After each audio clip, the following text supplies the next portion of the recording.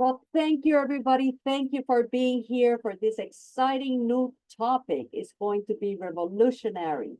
It is how to stand out and land your dream job, presented by ITW. I will do a very brief speaker introduction, tell you about SHIP upcoming events. Then I will stop sharing my screen for Eugenio Calderon to do his presentation. And then I will put in the link in the chat, the link for you to evaluate. Please, please, please let us know what you thought about this topic, as we want to give feedback to our presenters. So my name is Ana Rodriguez. I am currently responsible for event content for the Research and Impact Office. I have a doctorate degree from the University of Massachusetts in Amherst in Organizational Development and Training. And I have been at SHIP for 6.5 years. In September, it will be my 7th year here. I am a lifetime member, and I love to cook and ride my bike during the summer time in all the trails in this DC metro area, as I live in Alexandria, Virginia. Let me introduce to you Eugenio Calderon. He is currently the VP and GM of the Draw Form and Sexton Automotive Divisions. Prior to his current position and over the last 12 years with ITW, he was Vice President and General Manager for Woodward with the TME segment and VP and GM of the TIG Welding Division and General Manager of the welding business in Latin America. Prior to joining ITW, Eugenio worked for over 10 years in various sales and marketing leadership roles at NALCO, an Ecolab company.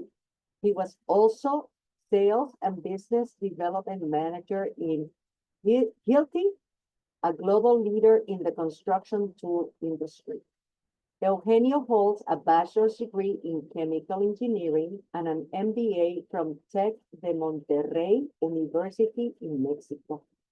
He also participated in the advanced management program at Booth School of Business in the University of Chicago, and Eugenio lives in Highland Park, Illinois, with his wife Patricia, son Eugenio, and daughter Daniela. Welcome, Eugenio, and thank you for being here. For all of you here, please keep an eye for the February or March Latinx Factor topic. We are revamping our program to include and only include all topics to train you to have a better chance to obtain a job or internship at our national convention or at any other convention you will attend in 2025. So without further ado, I will stop sharing my screen and we'll leave the time and the screen for Eugenio to share his presentation. Thank you, Eugenio. Thank you so much. Let me make sure that I have this shared the right way. Thank you for having me.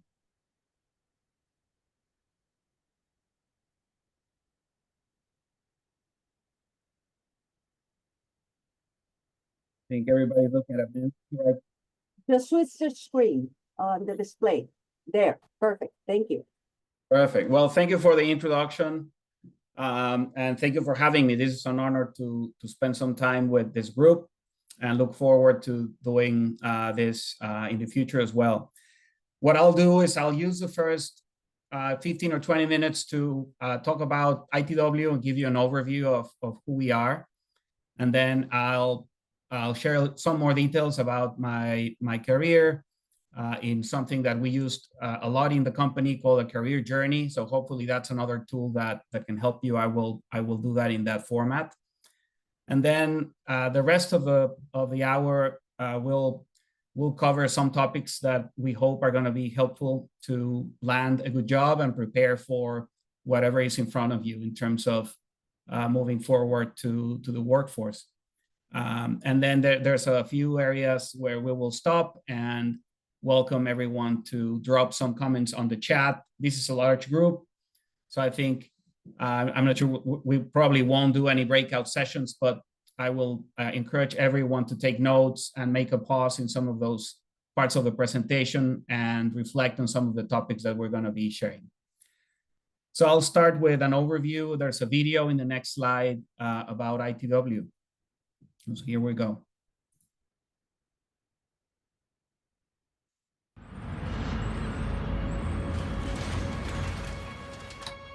As soon as you walk through our doors, you feel it. A bond that connects each and every one of us.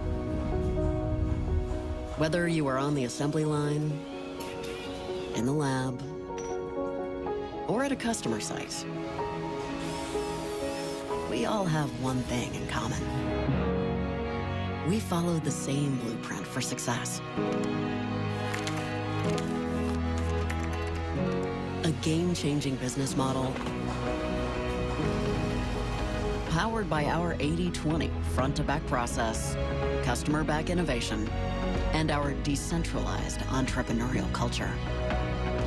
It's an entirely different way of doing business that helps us focus on the things that make the most impact for our customers, company, and communities.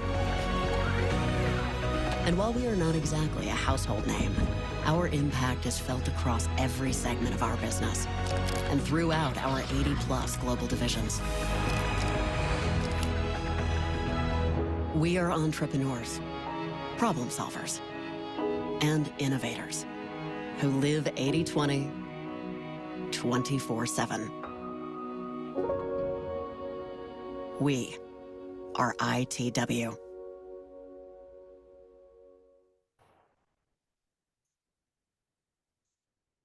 All right, Anna, please confirm the sound was okay. Yep, it was good. All right, thank you. All right, so that was a brief overview of who is ITW. So I'll share some more insights about our company. So we're a global multi-industry company. We are very much in manufacturing. It's a company that has over 100 years, headquartered in the Chicago area in Glenview, Illinois. And we have over 45,000 employees around the globe in 51 countries. A lot of what we make in the various divisions that I will share with you in the next slide are highly engineered solutions. We have a lot of innovation in the products that we make. We have a lot of IP and trade secrets. So we make sure that we play in specific niches of the market that require highly innovative products for our customers. And it is a very global company. As you can see in the map, we obviously have a significant presence in North America. But over time, through acquisitions or growth, we have been able to expand our coverage in Europe, Middle East, and also in Asia. We are structured around 7 segments. This is how our global teams are structured. All of these groups that I'm sharing in the slide have things in common. Each of these different groups holds a few dozen companies within them that have similar customer base or similar engineering. So for example, in polymers and fluids, we have brands like Permatex and other adhesives that are used extensively in different industries to provide material adhesion and other types of specialties in the polymers side of the business.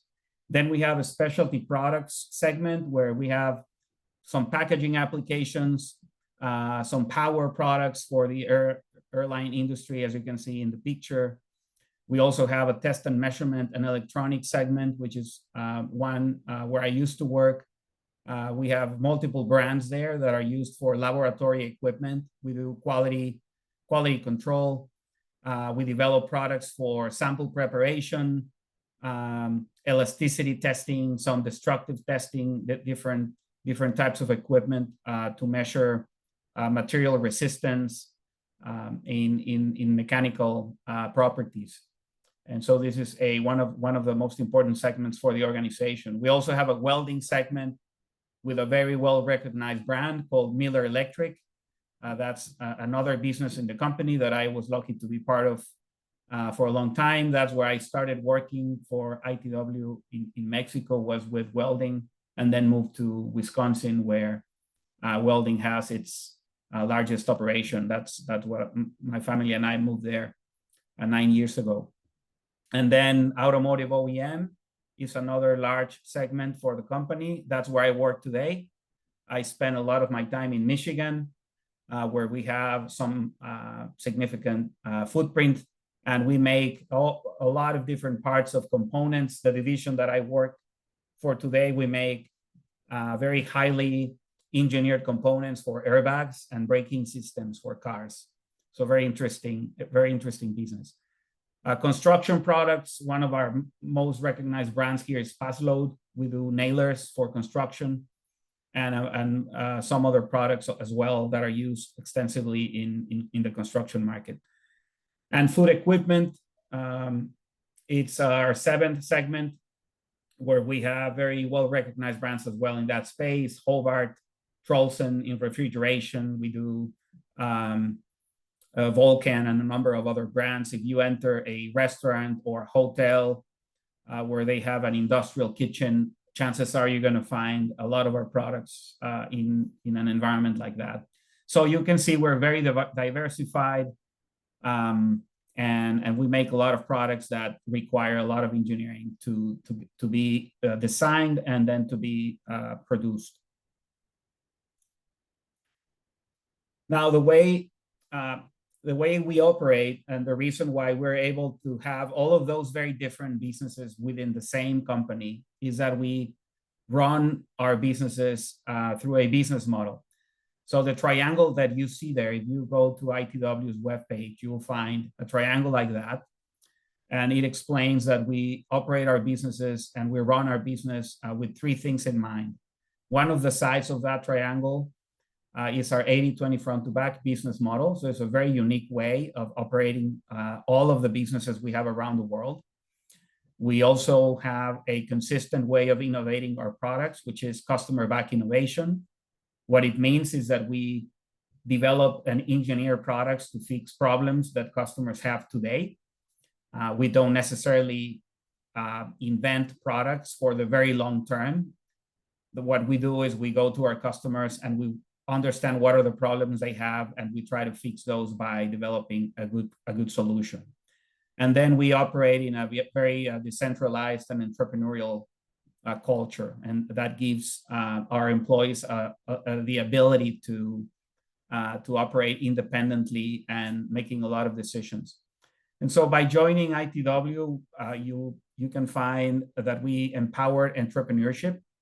So we really reward our employees to think like owners and to try to make decisions, and then find opportunities to ignite your full potential, trying to see what is the best fit for what the skills that you bring, and be able to have mobility in the organization so that you're always improving upon your skills and reaching your full potential over time. And also ITW always tries to give back to the communities where we live and work. And so no matter where you work for the company, you will find a team that works with a lot of purpose and tries to find ways to give back to the communities. Now, talking a little bit about me. So this is something we use in the organization called a career journey. And so there's a lot in here, but I'll try to share a little bit more. This is my life before, my professional life before joining ITW. I was born and raised in Mexico, in Monterrey. I grew up in Mexico City, and then I studied chemical engineering in Monterrey. I always had a passion for applied science and loved spending a lot of time in the lab. I was an intern at a software company. Today, I can't believe I did that, but I was writing code for about a year. The reality is that I always enjoyed more being in the field. So when I was lucky to get my first job, it was with Nalco, a chemical company that is based in Chicago, in Naperville, but had operations in Mexico. And so I joined as a sales representative. And I really enjoyed doing technical sales and spending time going to hundreds of customers to understand their processes, to map their different processes and come up with solutions that we could sell to them. So it was a very technical sales type of position. And I think this was when I really discovered that even though I studied engineering, I really enjoyed being able to see firsthand how things are made and how a power plant looks like, how a steel mill looks like, how making cars looks like. I had the opportunity in that sales position to really get in the door of a lot of different companies and be able to meet the people that work there, understand their processes. And I guess I was locked in for years and really enjoyed having commercial type roles that could give me the ability to visit customers and meet a lot of different industries. I over time had roles of increased responsibility, became an area manager, a district manager, expanding my territory. My first purchase order that I got from my customer, I put it on a frame. I was very proud of having led my very first purchase order from a customer back then. Then I spent a little bit of time with Hilti, which is a construction tool company. And when Nalco and Ecolab merged, they invited me back to lead the business development area and the key account. So I was able to travel extensively through Latin America, doing key account management and basically securing and growing our largest customers in the region, from food and beverage companies to home care product companies like Procter & Gamble and Unilever. I worked a lot with automotive OEMs that make a lot of cars in that area. And I like using these maps that you see here just to share that when you think about a region like Mexico or Latin America, because we are south of the US and Canada, which are very large countries, you don't always get a good sense of the size of that region. But Mexico covers almost half of West Europe, and Latin America is 10 times the size of Mexico. So I just think about what it means to be a salesperson in that part of the world. And I was on a plane a lot. I spent a lot of time traveling to Brazil and Peru and Chile and Argentina and the Caribbean and Colombia, just visiting customers and training our own salespeople that lived in that part of the world. So very exciting first 12 or 13 years of my career working in sales leadership.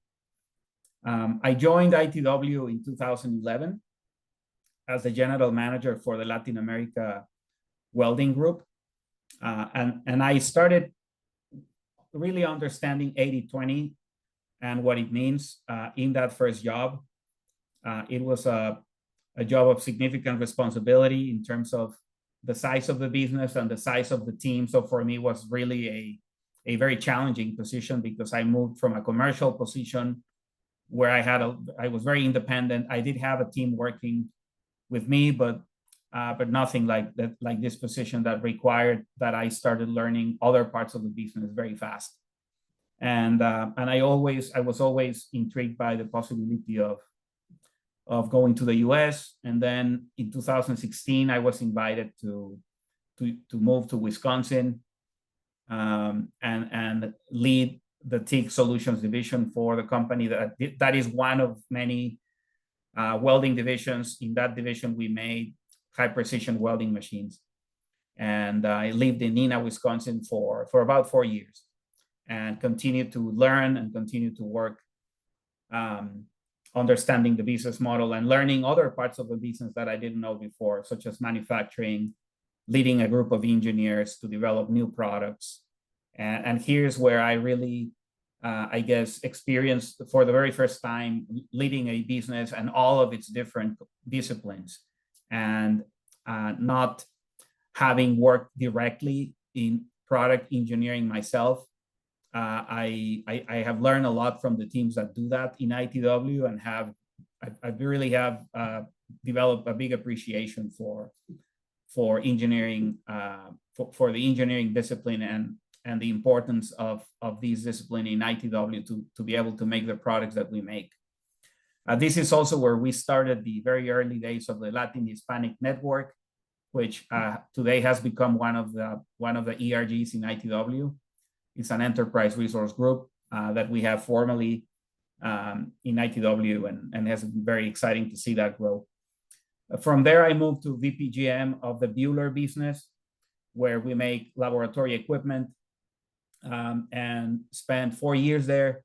A lot of the images and people that you see in the video that we showed are from Bueller because it's conveniently located in the Chicago area. And also there's a lot of very cool things that we have there in the lab, and the work that we do in material science. It's a very interesting business, and I had a lot of fun working with that division for 4 years, doing especially around innovation and trying to grow the business faster. And then last year in the summer, in 2024, I moved to the automotive segment of the company, and have been working for the last 7 months in the current division.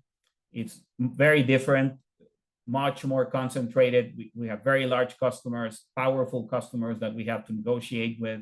It's a very competitive market, and it's also very dynamic right now because of the electrification of cars. That changes a lot the types of parts and components that companies make for the automotive. As you can imagine, shifting from an engine that runs on fuel to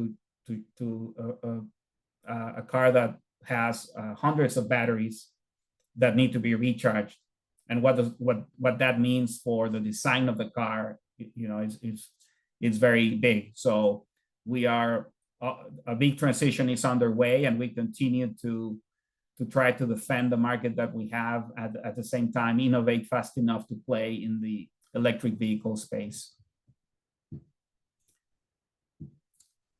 All right, so as we move into the core of the agenda, I want to just share the 3 areas that I'm going to be discussing with you today, and we'll make some pauses and let you take some notes and drop in the chat if you have any questions or you want to share a comment. Please feel free to do that. So we're going to talk about understanding your purpose, telling your story, and articulating your impact, which are things that are critical in order for you to be able to not only think about yourself, but also have useful tools to share who you are with others, because that's how we look for a job. So let's start with understanding your purpose. So the purpose is defined as, I think, a way to define it is a feeling of being very determined to achieve something. So think about when you really want to accomplish something, chances are is because you find something in that moves you, that gives you a lot of motivation. And so that's a way to think about purpose. Having a goal and really wanting to achieve that goal. Also thinking about who you want to be, and who you want to become to, or what is that evolution, or how do you see yourself growing as a professional or as a person. So all of those things are ways to think about what your purpose is. If you want to give purpose some structure, you can think of purpose as something that is in the intersection of your skills, the things that you're interested in, your values, and your social needs.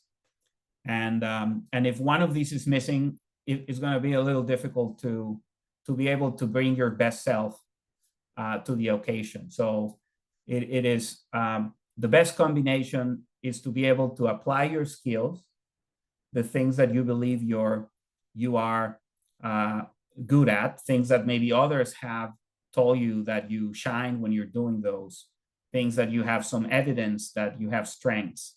Also things that are interesting for you, that you can do them tirelessly, and that you can continue to do them, and time flies and you want to do more of them.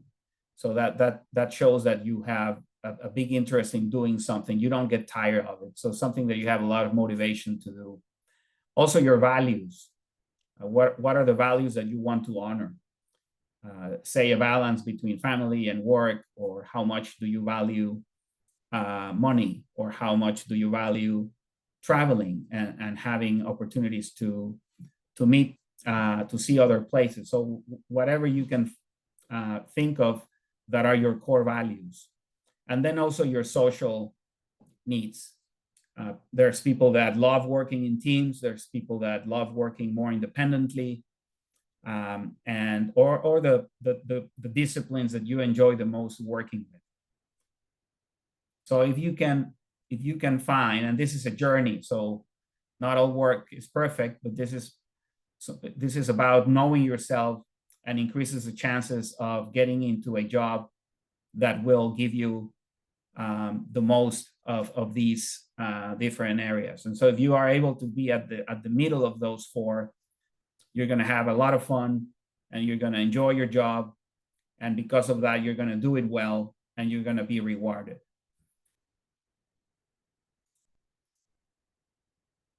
Now, the goal is to choose a career path, not just a job. And so think about your career more like a video game. You certainly want to, pass the level, but what is exciting is to think about passing various levels and be committed to the game and to play the long term, knowing that if you are able to go various levels and build your skills, and every opportunity to build your skills outweighs necessarily whether or not you passed or not, or if you're going at the speed that you want or not. So you need to focus on making sure that you're building a skill, that you're getting a little better tomorrow, and that every 6 months or every year you can look back and be and recognize that you're making progress towards that career that you want. So think about it in the long term.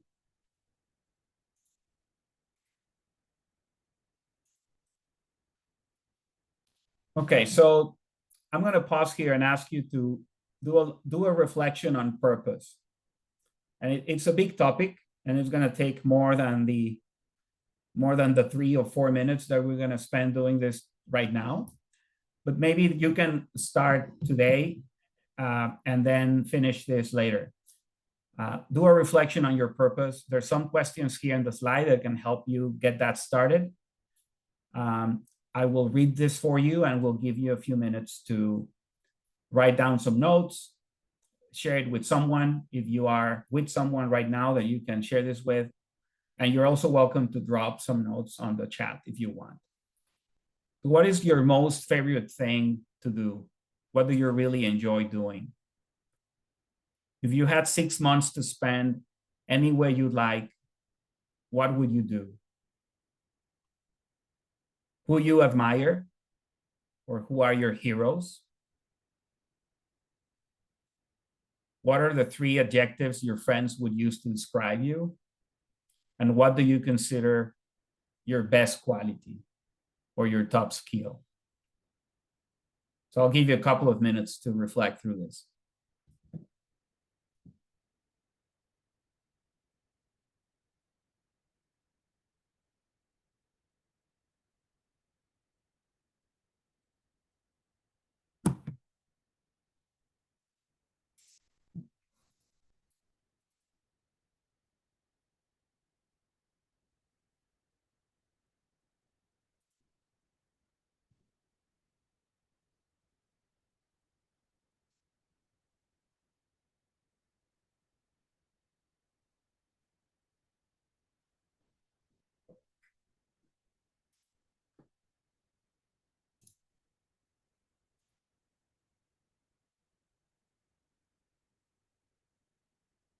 The things that you enjoy doing, they can be things outside of work or at school or in an internship if you have done some, or if you have worked, any type of work. Just focus on, try to think about the things that you enjoy doing that can potentially be applied to a job.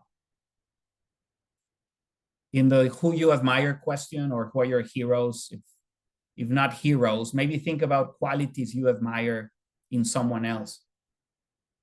Because it is through observation a lot of times that you can start to think about, hey, I really like how that person or that leader or that friend approaches these types of situations, or maybe some qualities that you admire is another way to think about this question.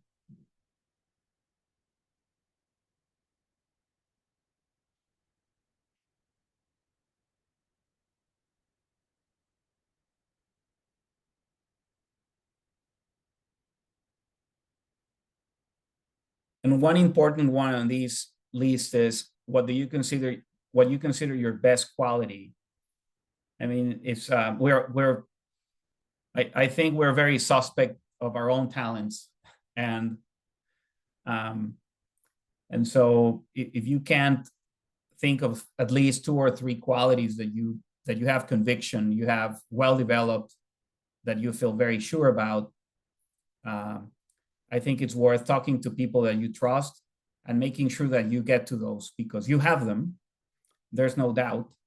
But sometimes some people can be very humble, or we just don't have a tendency to, to think of them that naturally, and requires a little bit of work, again, because we're a little suspect of our talents sometimes. But it's worth spending some time on these after this workshop and getting to narrow down some of these. I think this purpose reflection will give you an idea of how you want to spend your time.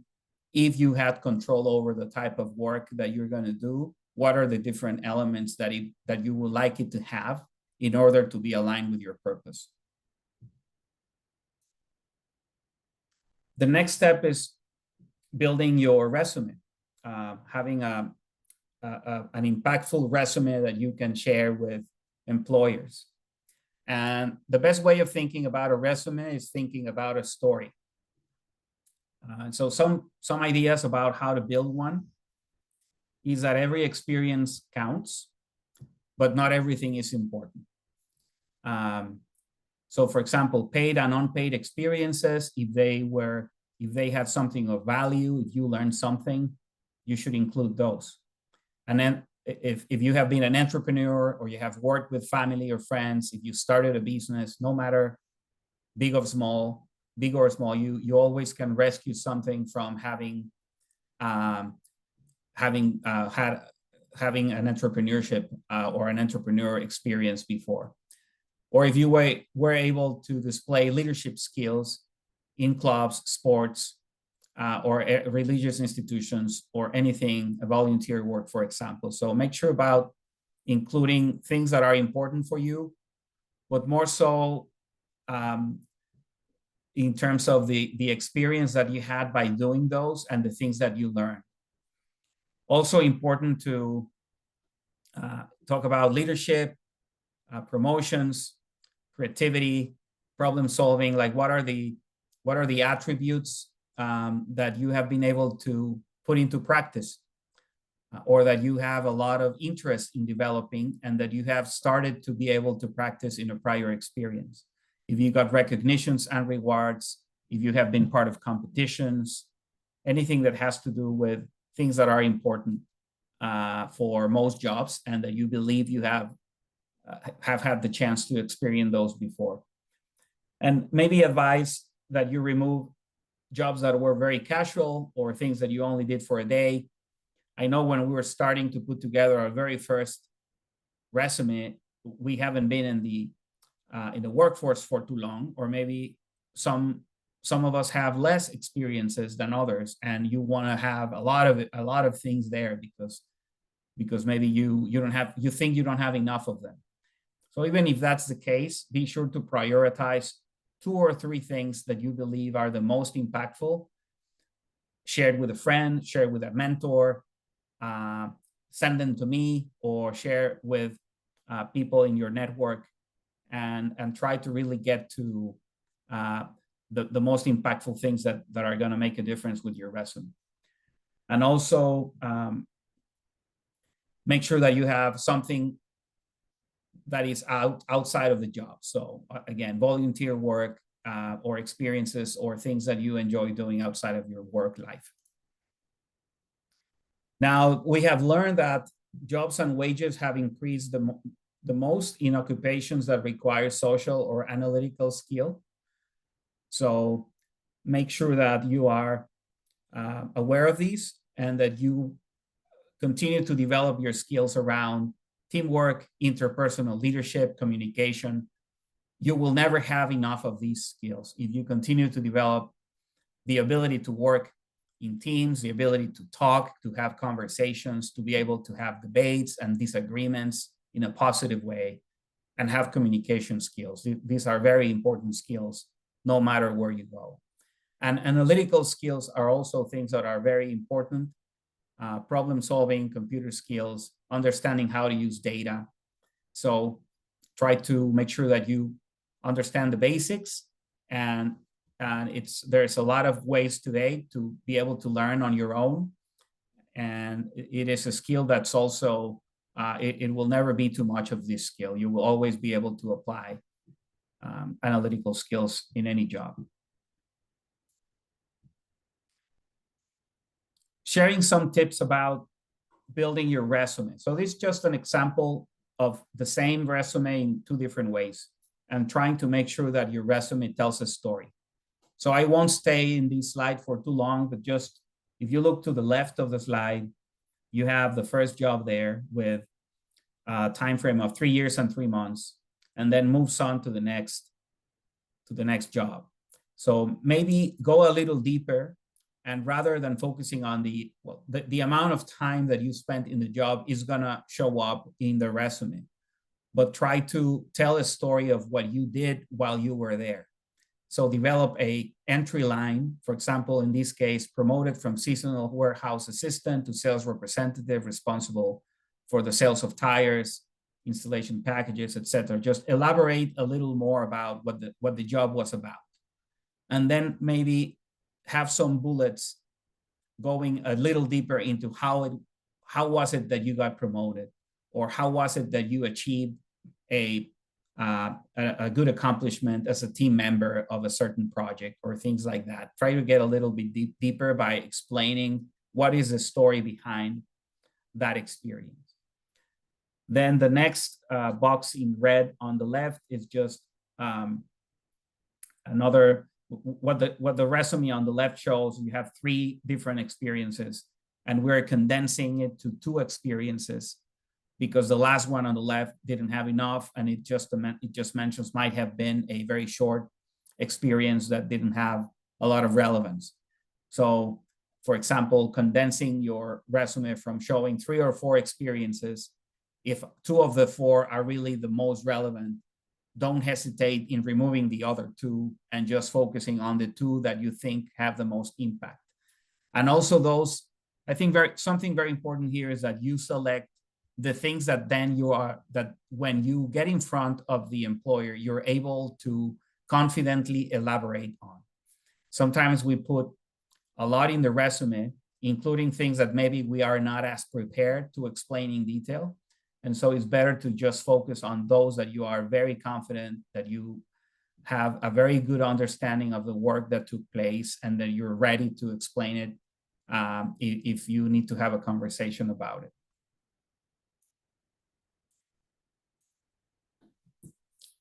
Moving on to online applications, which is a big part of applying for jobs these days. One tip that I'll give you here is that making sure that your resume features all the exact keywords and terminology that is used in the industry that you're going to be applying to. And so you can search for internships or jobs if you are really trying to get into a specific industry or a specific company. Do a little bit of research in their webpage, understand the job description well, and try to frame up your resume that way. That doesn't mean you will have, if you apply to 50 jobs, that you need 50 different resumes. But what you can do maybe is to, let's say if you can understand the total amount of jobs or companies or industries that you're trying to apply, and then maybe segment those in groups. Maybe you have 4 groups of companies or 4 groups of industries or disciplines that you would like to try, and try to have at least 4 different versions of your resume, each of them highlighting a specific, is kind of the story behind. I know you've heard of the term elevator pitch, and we're going to talk about it in a few slides, but here, this is your opportunity to go a little deeper than the elevator pitch and really get a story together that matches the needs and the language and the priorities of that particular industry or company.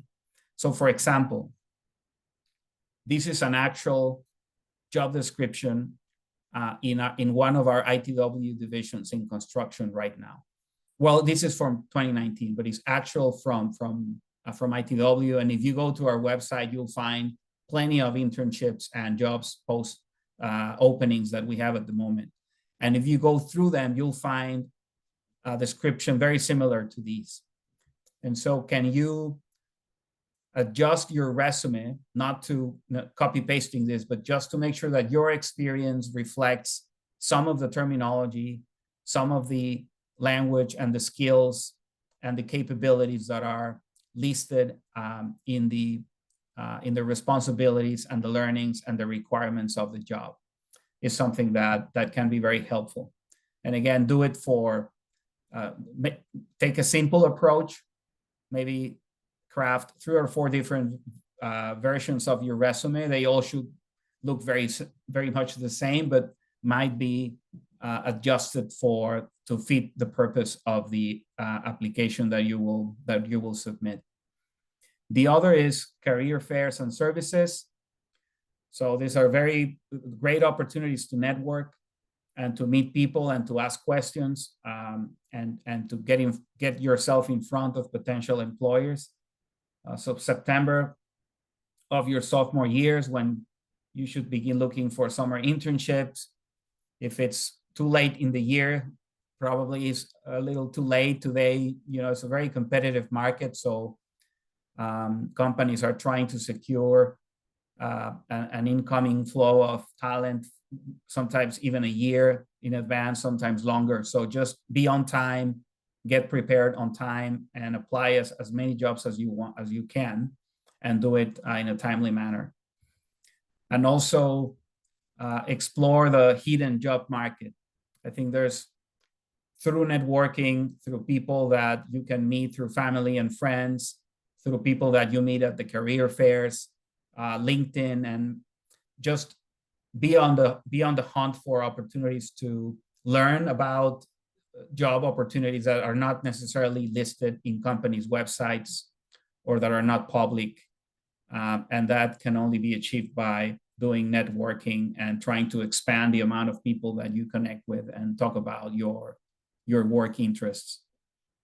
And so, again, networking is essential. It's an important skill in any industry or career level. Networking really helps you make the connections and build on the amount of people that you have that you can reach out to find an opportunity.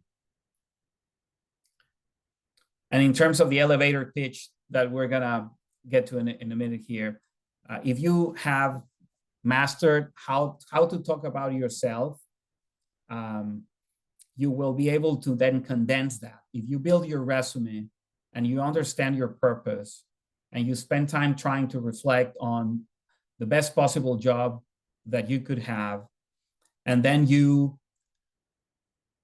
get very familiar and very comfortable with these 3 or 4 different versions of your resume and understand your strengths and your opportunities for improvement and the things that you would like to learn.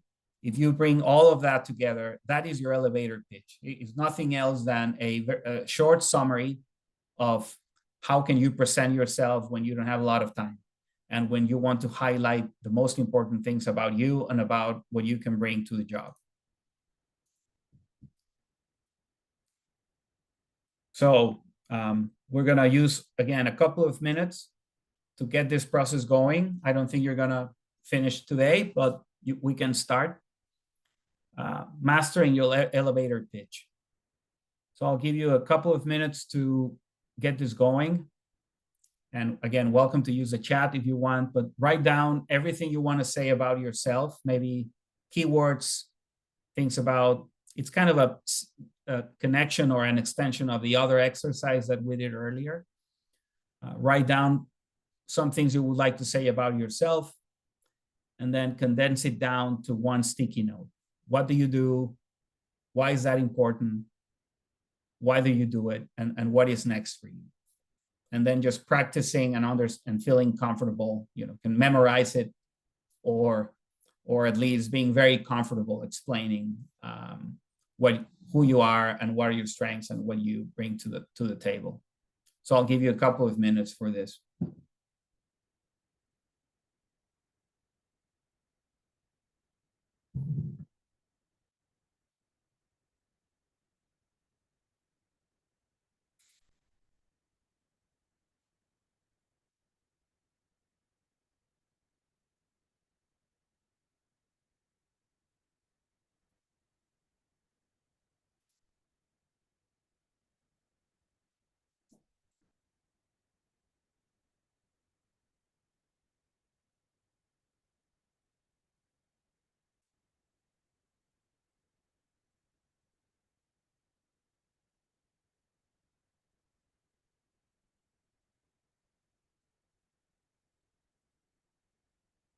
And keep in mind, in the write down everything you want to say about yourself, I would say the most important things you want to say about yourself.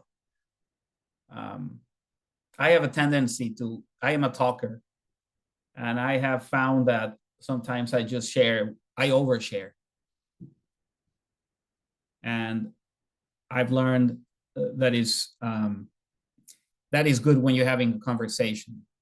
But if you have 5 minutes to tell someone who you are, in terms of work, right? But who you are, what are your strengths, what are you looking forward to do, why are you interested in such job, and what do you bring to the table? You can't have a very long conversation, and you need to be very crisp and to the point, unless you find someone, if you like to talk more. Sometimes you're lucky and you find someone that has the time and the patience to talk about you at length. But if you don't, that's where the elevator pitch, I think, is very important.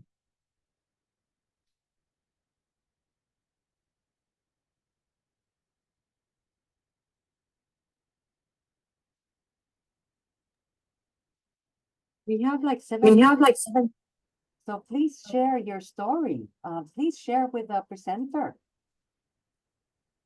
And unmute yourself. This is a safe place. Yeah, we have just one more slide. So this is almost the end. If someone wants to share something, this is the time. Or ask a question or anything, really.